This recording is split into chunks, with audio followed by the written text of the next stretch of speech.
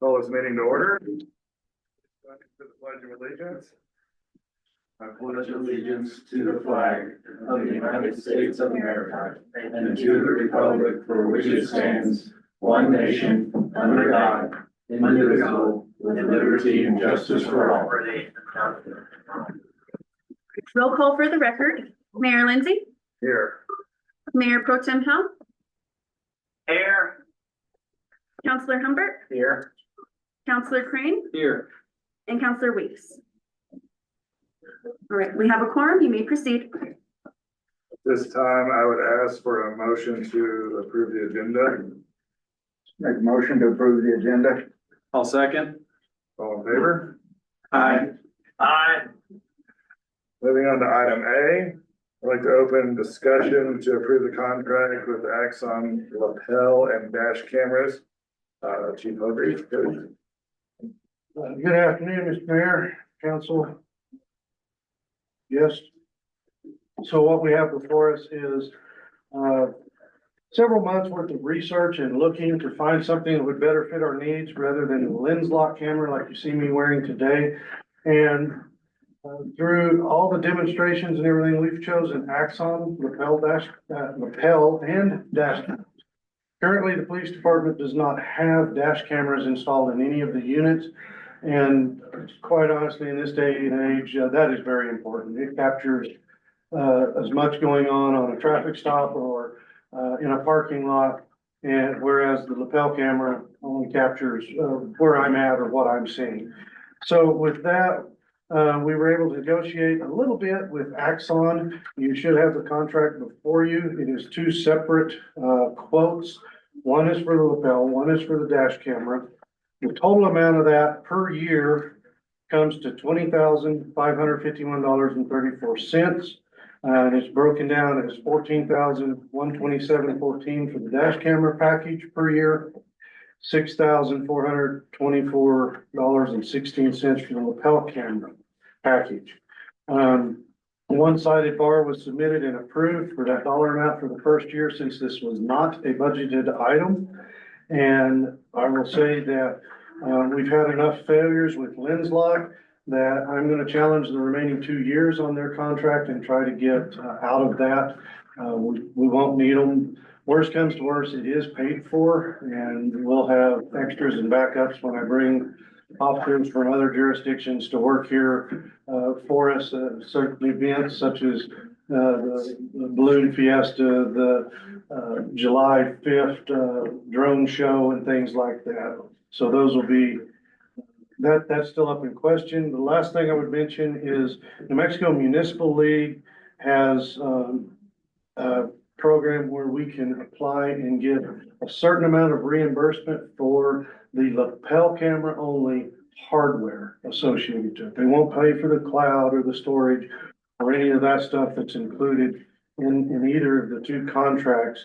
But it should, I don't have a firm number, but it should get us about a $4,000 reimbursement for that total contract. So with that, I'm excited about this opportunity. I think this camera fits our needs better than what we have and better than the others that we demonstrated. And I would ask for the governing body's approval. Questions or comments for the chief? I'm a little surprised we didn't have dash cameras. I ran one as an individual just for uninsured motorist purposes for years.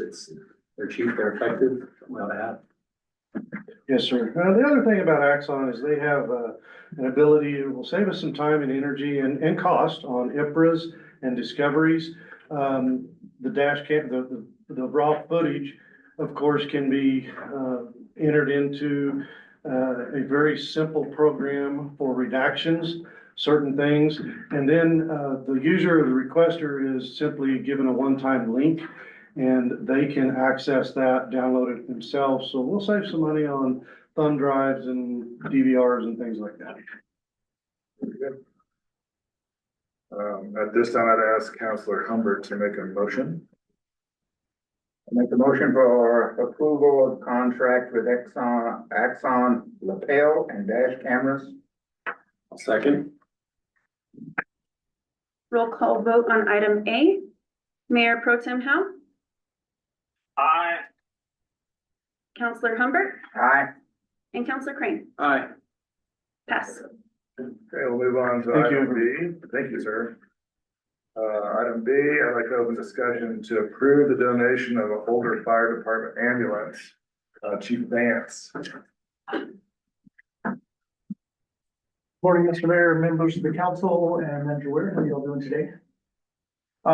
We made a clerical error in requesting that we donate one of our previous, one of our vehicles in our previous meeting. That's why we're here today. The vehicle that we were discussing at the time was one of our tenders. The intention was to discuss the rescue, although both of them will be donated. We do have a donor recipient for the rescue that we're discussing today. That is Sierra Bonita Rincon Fire Department. So they are within the Enchanted Circle and close by. So we'd like to donate this vehicle, follow all the procurement steps, et cetera. We have everything in order except for determining a value, which needs to be done officially, and I'm just working out the steps to do that. But as soon as we do that, we have a recipient letter from SBR Fire Department and all the other necessary paperwork. Questions for the chief? Then I would ask Counselor Humbert to make a motion. Make a motion for approval of donation of older fire department ambulance. Second? Okay, roll call vote on item B. Mayor Pro Tem Howe, Aye. Counselor Humbert, Aye. and Counselor Crane. Aye. Pass. Okay, we'll move on to item C. I'd like to open discussion to approve ordinance 24-4-08, short-term nightly rentals ordinance. I'd ask Manager Weir to update the changes to this ordinance. So there were a couple of changes from the last time this was presented. One of the major changes is that we removed the language in relation to occupancy for compliance with IFC.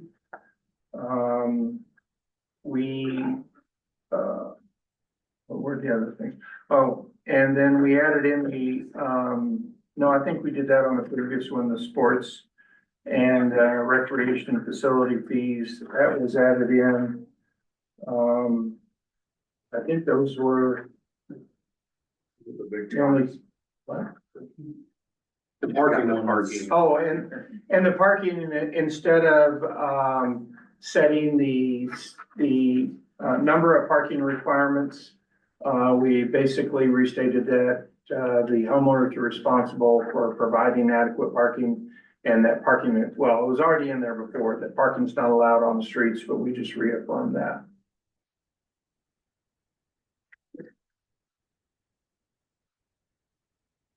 Any questions from Manager Weir? The only question I had was the occupancy switch, removing the IFC. I know was one of the big complaints. The 5 persons per full bath and 2 persons per half bath. I had gotten some feedback on some of the 2-bedroom condos that have a single bathroom. Sorry, I thought Councilman Howe was trying to say something. If we have a 2-bedroom condo with 1 bathroom, that would be a 5-bedroom maximum occupancy, regardless of age. There's no distinction between adults or children. And I know that there were some comments that a 2-bedroom with a pull-out couch might see 6. I understand for reasons we have to have reliability, we've got to set some kind of a limits, but I didn't know if there was anything particular to the 5 per full bath related to septic system, or if we'd drawn that from somewhere else. So that was a lot of it. Septic systems were a big concern, and that's more for the larger homes, and we had to have some kind of standard to start. Right.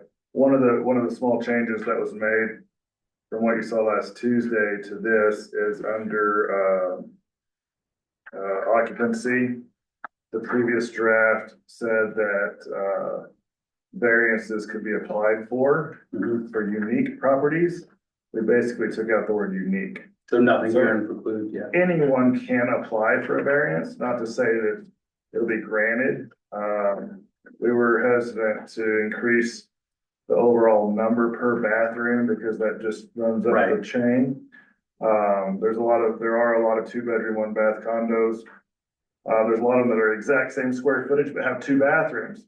Right. So then you're going from 10 to 12. Right. So we felt like, having a variance process to give us a look at these properties individually.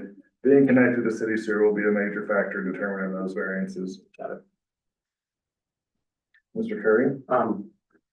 Owen Curry, Mayor, Council Manager. I just wanted to determine who's going to, because the term variance has like a planning and zoning connotation, but this is really a planning and zoning. Is it just who you submit to the paperwork to for the permit? They're gonna be the people making the call? So we are determining, internally who will be handling that, but we do think it would be most likely handled by our code compliance officer. Who Okay, handles all codes, okay. so that department. Yeah, and officially, sorry, Mr. Mayor, officially it calls for the code administrator And who's that? in here. So right now, the code administrator is Joel Legg. Okay, Yeah, that department's under the police, Yeah. somewhat Police reports. department. yeah, and I would just, I'd probably ask if y'all just speak to him, because I know y'all got the email from Chris Leaf, the English guy that talked here, and you know, if somebody's been renting it, the 6 people for the last 8 years, you know. No, that was one of the reasons we appreciate him attending and speaking up, and that, I think that brought up, some of the discussion, so we just felt like that was the best way to approach that. Because we do know there's a lot of 2-1s in the core. I don't know if it'd be appropriate, I just want to make a couple more comments. Certainly. I heard you say, I didn't see this sports facility part, but that's one thing I wanted to make sure, because It's in, C2. Yep. C2. Because that's a big deal for us that, you know, we've already been, 4, C2. the people following the rules have always been paying it, and I just want other people, you know, because you can tell by the dollar amounts, and it's gonna be going after Verbo. Because right now Verbo collects and remits the lodger's tax, but they don't remit the sports facility. And we're either gonna have to get it from the individuals or make Verbo start collecting it and remitting, which would probably be much easier. And Mr. Mayor, by the way, this section C in here was just to reaffirm the requirement for that compliance. That compliance is actually each one of those, the lodger's tax and the sports and rec facility. They have their own ordinance that drives compliance for those. This is just reiterating that they are subject to that, just to reinforce it. And the only other thing that putting it in here does is we can refuse somebody a short-term rental permit if we can prove that they're not in compliance with paying that. Great. And then really, you know, I had got some other feedback from our owners. One of them was, you know, that most of them like the concept that the money was gonna go to affordable housing or water rights. Just want to make sure that that really does happen. And then lastly, just the time frame in doing this is kind of, we're about to start the busiest time, giving people, I don't know how much time y'all were thinking about to like get it all in and squared away, but people are gonna need some time since we're going into our busiest moment. And we're gonna need the same amount of time as well. We need to get this ordinance, passed so that we can start enforcing the collection of lodger's tax and sports and rec fees. But just as you're gonna need some time adapting this, so are we. So if we can be patient with all of one another, I would imagine we'll get it all rolled out in the next 6 months. And probably won't start really enforcing things until this time next year. But that's not to say it could happen sooner.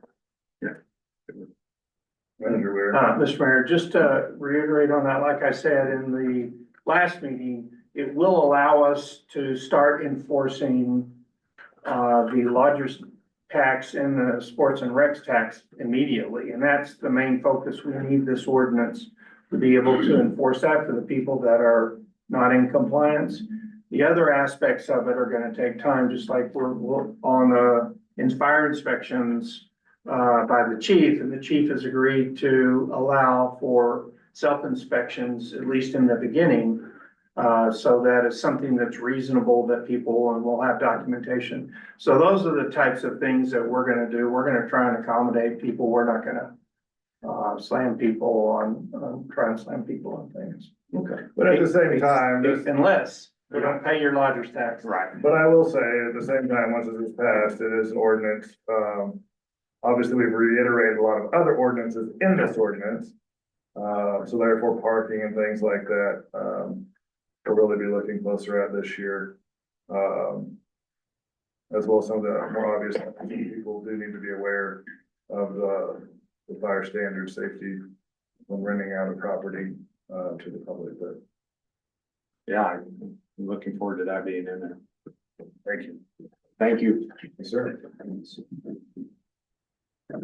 Is there any further discussion or questions regarding this proposed ordinance? If not, I would ask, Counselor Humbert to make a motion. Make a motion to approve ordinance 2404-08, short-term nightly rental ordinance. Second, Roll call vote on item C. Mayor Pro Tem Howe, Aye. Counselor Humbert, Aye. and Counselor Crane. aye. Pass. Moving on to item D. I'd like to open discussion to approve resolution 2024-76, short-term nightly rental fee schedule. Manager, if you present that, please. Yeah, so this is a resolution that defines the fees that will be charged to obtain a short-term rental permit. And, since we use the bathrooms as a source of, occupancy, which by the way has been done by other counties and it wasn't something we came up with. We actually, borrowed that from, Bernalillo County. They do it the same way. But we also decided because we wanted a sliding scale fee, we didn't want a fixed number. It doesn't make sense for, a 1-bedroom, 1-bath condo to pay the same fee as a 6-bedroom, 6-bath house. So we based it on that, and the fee will be $75 for each full bathroom and $40 for each half bath. In the resolution, it defines what is a full bathroom and what is a half bath. And so that's the fee that will be utilized, and it says it does say that this will be used for workforce housing and water rights for the village. I put that, what it's gonna be used for, in the resolution as opposed to the ordinance. Because if we did it in the ordinance, it's a little more restrictive. And this would allow us to change the focus of that, being spent if we want. Although I don't see it changing for the foreseeable future with this. Those are our priorities. in the Those next are our several years. priorities, right? Yes. Any questions or comments on the resolution? The only comment I would have is, we're gonna have a lot of, obviously, we talked about 2-bedroom, 1-bath condos at $75. I think it's a good starting point, but I would just ask that we kind of keep track of admin fees. Our cost to actually administer this, I think there's no problem the way it scales up to a 2, 3, 4-bedroom house, but I just am concerned on that bottom end that, several of the things I work with, it's hard to get, a head count and people and all the process done for $75, but I think it's something we ought to just keep track of, not necessarily revise today for future. If whoever's administering this with the village, it ends up, hey, we're a little light on staff there, then this is gonna be one of the things to look at going forward. So, Mr. Mayor, Councilman Crane, I will tell you that this will be tracked in the, short-term rental software that we have acquired.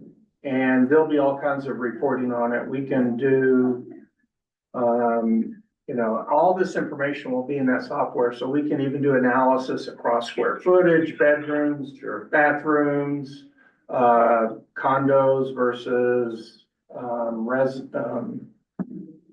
single family residence. So there'll be a lot of reporting. We'll be able to track that. And then since it's in resolution, all it takes is another resolution to change it. And I don't say that because we're looking to be punitive to those condos. I just want to make sure that the cost of administering this is tracked over time. And I'll point out too, I think to Manager Weir's point, that the software that we're paying for takes a lot of that burden, the administrative burden. So we feel like it's a good spot to start. It's in line with other resort communities. And so we felt like that was the appropriate place to start. And just make one note. I agree, it's a good starting point. That software is paid by lodgers tax, so it's not out of the village's administrative budget. Sure. And if it floats along at 75, then leave it alone and let it go. But if we find we're $10, $20, whatever, upside down. I'd also take this opportunity to just point out that the $35 business license fee is still required in addition to this, but not if your property is managed by a business that carries a business license, if that makes sense. So in other words, property managers, people that own several properties, it's one business license per business. And then the fee is for property. Just wanted to make that clear. This does not eliminate the business license fee for the short-term rentals. I have a question here. Yes, sir. On the agenda, this is listed as resolution 2024-76, but in our packet, it's resolution 2024-77. For clear, The correct number is 2024-76. Okay, so this is wrong. This one's. it's correct on the agenda, and when we go to make the motion, please use 36.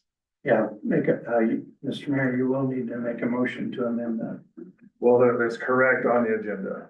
It's correct on the agenda, which allows us to vote on it, but you will want to amend the resolution to say 2024-76. So at this time, then I would ask Counselor Humbert to make that motion, amending the resolution before us to read 2024-76.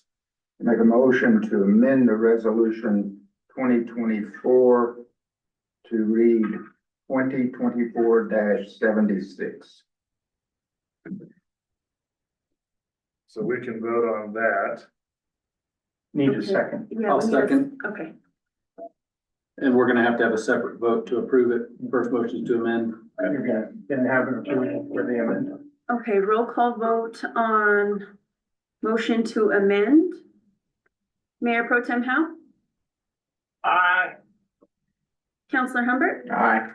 and Counselor Crane. Aye. Pass. Then if I could ask, Counselor Humbert to make a motion to approve the resolution. Make a motion to approve resolution 2024-76, short-term nightly rental fee schedule. Second. Roll call vote on item D. Mayor Pro Tem Howe, Aye. Counselor Humbert, Aye. and Counselor Crane. Aye. Pass. That concludes this meeting. This meeting is adjourned.